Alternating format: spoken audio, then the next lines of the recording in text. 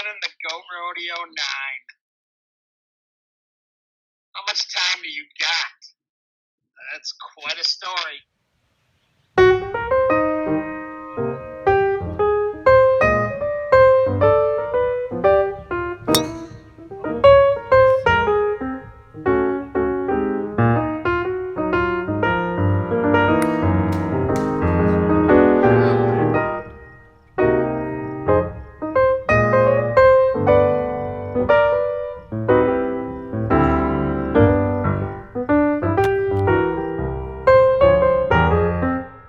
There are 7 names on the Go Rodeo win trophy, and none more controversial than that of Stephen Scott Slessy. Let's take a look back to see how we got to this point, and how we remain this messy.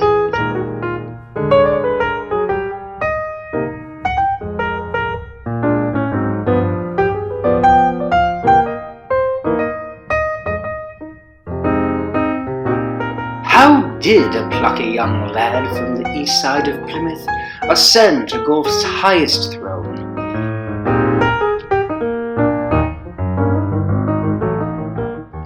Heading into 2019, most tour commentators and media folk alike agreed Stephen Slessy was not ready for the tour. Unpolished, undisciplined, messy. He had all the makings of a failure. Get off.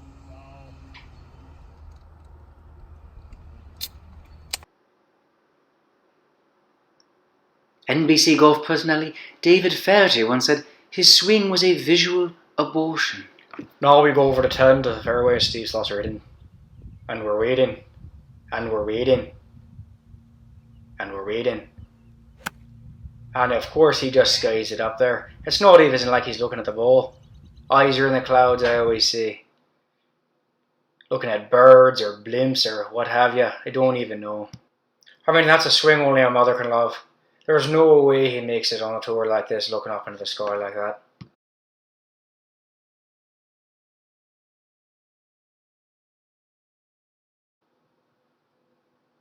Yeah, I mean, I remember the first time I met Steve Slessy. We were at a charity event, and we were playing together. He must have been like 16. I never thought in a million years I'd end up here, watching him hoist a trophy. I mean, his swing was horrible. Look at it. His stance, the way he looks, literally everything. I thought to myself, I mean, if this guy could win, probably I could win. That's why, like, when he lost it, we were all just shocked. Like, Slessy? Oh man, Johnny, that is headed to the left. That's way left. Way left. Oh, that's out of bounds. I believe that fence is the out of bounds marker. I've never seen a ball over there. Oh, we shanked it. Oh, look at that line, ladies and gentlemen. Oh, boy, is he out of sync. That even sounded, it was a tenor sound, wasn't it, Peter? Oh, boy, he gets really leaning on it with the lower body. Oh, that hurt. Wow, it's right there. Kind of a go. Did you hear that sound? There's nothing unmistakable. Wow. It's gone off sideways. Absolutely sideways. That went off at nearly 45 degrees. Yeah, so it's got to be 2014, 2015, something like that. And the bottom's falling out for Slessy. And I remember at one point he was bringing out all these, swing coaches. He had Derek Dias. He had Ryan Anderson way past his prime. At one point he even brings on Josh Gina, who was, doing all sorts of drugs with him on the course. You had Jeff Waterstrat even having him try to use 2 gloves at one point. I mean, it was just insane. It was insanity. And he was just doing anything he could, just grasping at straws, trying to get back to what he once was. And we're all sitting around going, Jesus, is this guy lost it? That's it.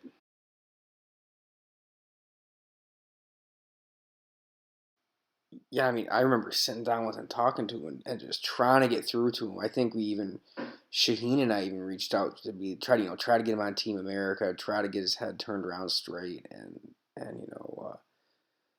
that's when the drugs started, man, and the partying, and I mean, he's going out, staying out every night, and he's hanging out with these really shady characters, and golf game took a hit, obviously if you're not practicing, and we were concerned. We were all concerned for him. And we thought there's no way, in a million years he's getting back to, being who we all thought he could be. Yeah, so he runs. He runs away to some island down in the Caribbean for like 5 weeks or something like that. And he's, getting hammered every night on rum and meeting girls. At one point, he gets a neck tattoo, just taking horrible care of himself. And then one day he's down there and playing around, and he finds it. Something clicks, and I think that was the turning point. He knew he hit rock bottom, and he decided to come back and rebuild himself properly this time, and then Arcadia, Goat Rodeo 9, I think it was. After years of verbal castration, Stephen Scott Slessor arrives at the Goat Rodeo Open 9 at Arcadia Bluffs, poised, invigorated, eager to prove his critics wrong. And prove he did. The night before, just no sleep. A lot of prayers and very little sleep. Who was coming to Arcadia Bluffs that night? To the Goat Rodeo? Who was going to be there? Was it going to be Messy Slessy? And I don't know how to fix that. I don't know what to do with that. I felt like I'd done everything I could do to bring Stephen Slessor to the Goat Rodeo. But that fear that Messy Slessy was coming was just... It was very, very nerve-wracking, very difficult time. Most unto agreed it would be the messiest, sloppiest, slapdashiest of Slessies who would show up at the Tamaracks for the opening round of the Goat Rodeo 9. And Slessor would not disappoint.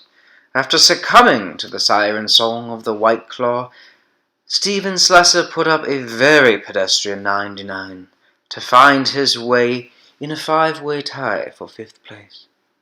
What would come next?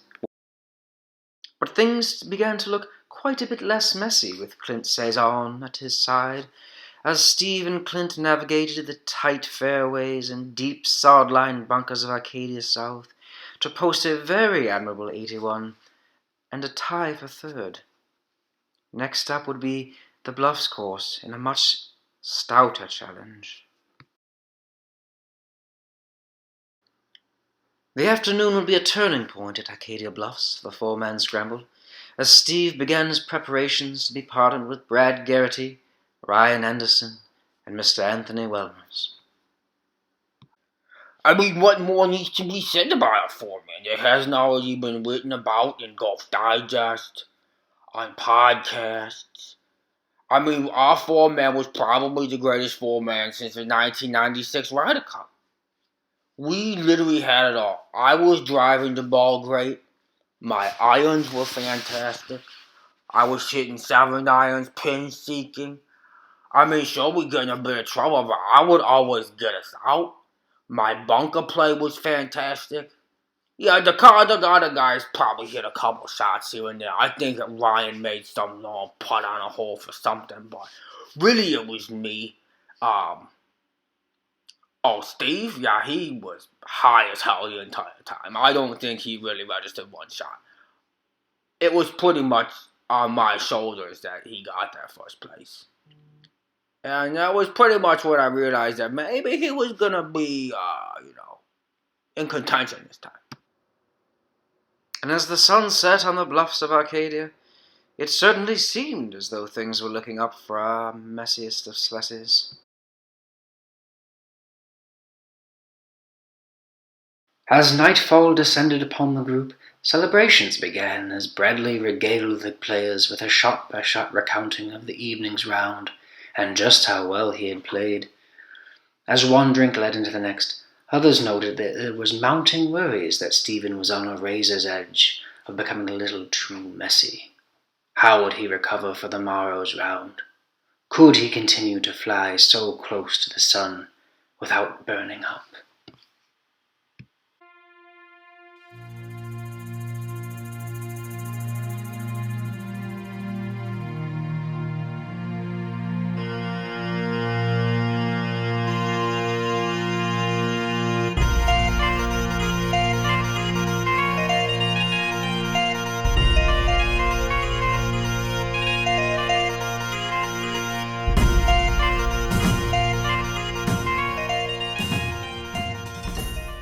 I mean, nervous? Yeah, we were all pretty nervous. You know, you had Trent and Steve getting teamed up together, and obviously there's a lot of bad blood with,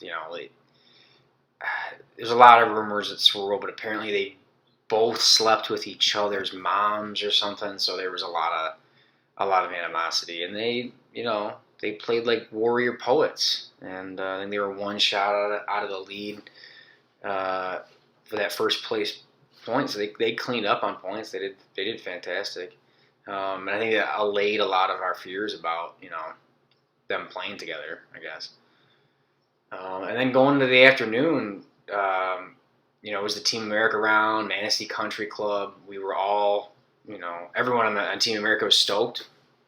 To get the gang back together and try to beat this course up because it looked short, and we were playing against some real heavy hitter teams. You had Team Girth with Brad and Dias, and I don't remember who else, Sean maybe, and then you had the Team AARP, and this might who knows, this might be the last year they're playing just because of how old they all are, and they're always the favorite to win. And Steve started like absolute dog shit.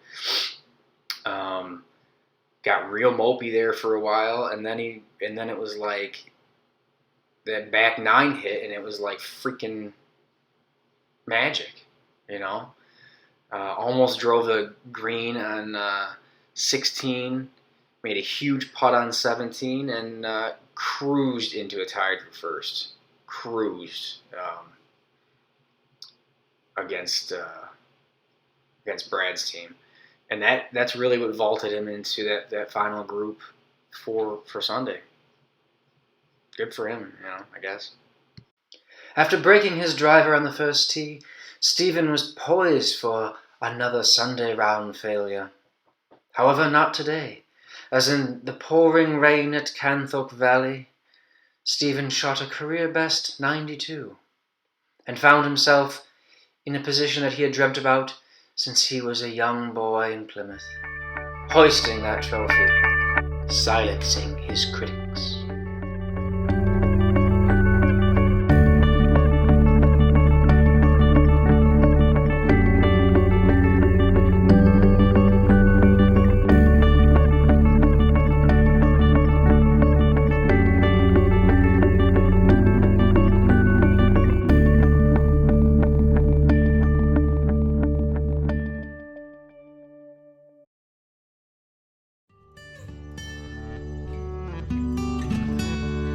To hear him called champion, he was like a son to me. Just to hear Steven Slessy, GOAT Rodeo champion, I don't think anything in this world means more to me.